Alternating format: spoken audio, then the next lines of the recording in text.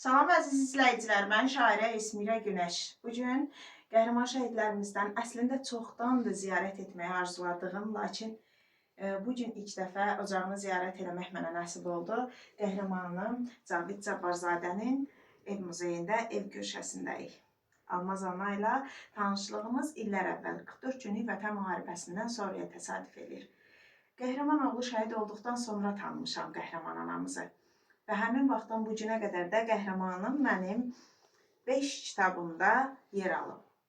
Və otağa girərkən də bu güşədə kitablarımı görmək də qürur verici idi.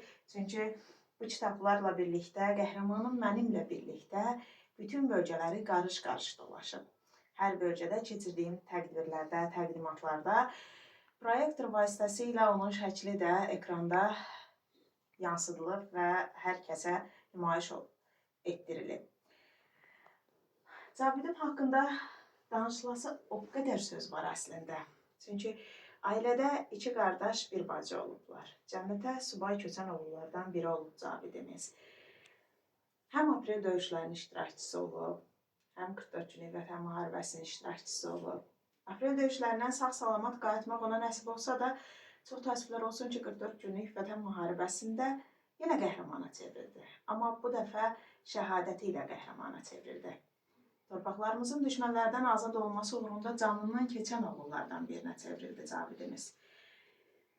Almaz ananın ürəyindən keçən duyğuları özündən eşidək. Daha sonra şəhidimin yer aldığı kitablarımı bir-bir təqdim etmək istəyirəm təkrar anasına. Mən ilk öncə sizə xoş gəldin deyirəm. Düzdür, həqiqətən siz çoxdan siz gəlmək istəyirdiniz. Bir türlü qismət olmur. Demək qismət bu günə imiş.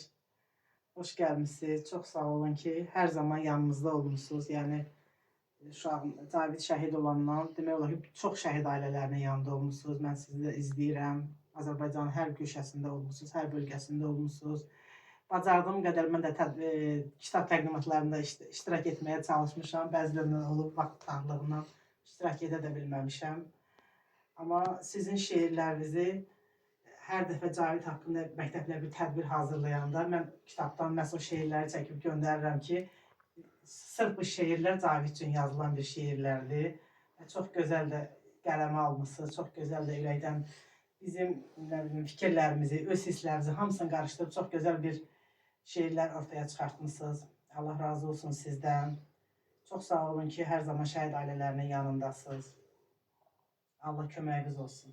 Və son kitabımızı da gətirdiniz ki, kitabımız sizdə idinsə vaxtı qismət olurdu. İnşallah o şeirləri də varaqlayarıq, baxarıq.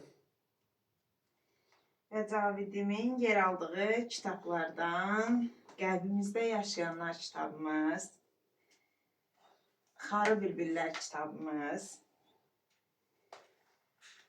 Qürur Yerimiz kitabımız və bu kitablarım eyni zamanda Şuşa kitabxanasında yer alır. Oradakı tədbirdə birbaşa Mədəniyyət Nazirliyimizə şəxsən özüm təqdim eləmişdim.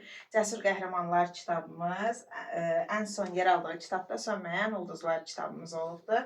Bundan sonra inanıram ki, digər kitablarımda da Cavidimiz yer alacaq. Hələ dolaşmadığımız çox bölgə var. Hələ vətən sərhədlərini aşmalıyıq biz. Bugün Azərbaycan torpaqlığının bütövlüyü uğrunda canından keçən oğullar təkcə Azərbaycanda deyil, bütün dünyada hər kəs tərəfindən tanınmalıdır. Elə mənim məqsədim də budur. Şəhid ailələrinin də ən böyük arzusu odur ki, şəhidləri unudulmasın. Bir xüsusi məqamda vurğulamaq istəyirəm. Şəhidimizin balaca qardaşı aktivliyi ilə seçilir, onunla da qürur duyuram. Daim olaraq mən də anasının statuslarından görürəm, tədbirlər təşkil edir və çox gözəl çıxışları var, çox gözəl qiraəti var. Davamlı olsun inşallah. Əminəm ki, Cavidimizin yarım qalan bütün arzularını son beşiyimiz həyata keçirəcək sizin üçün.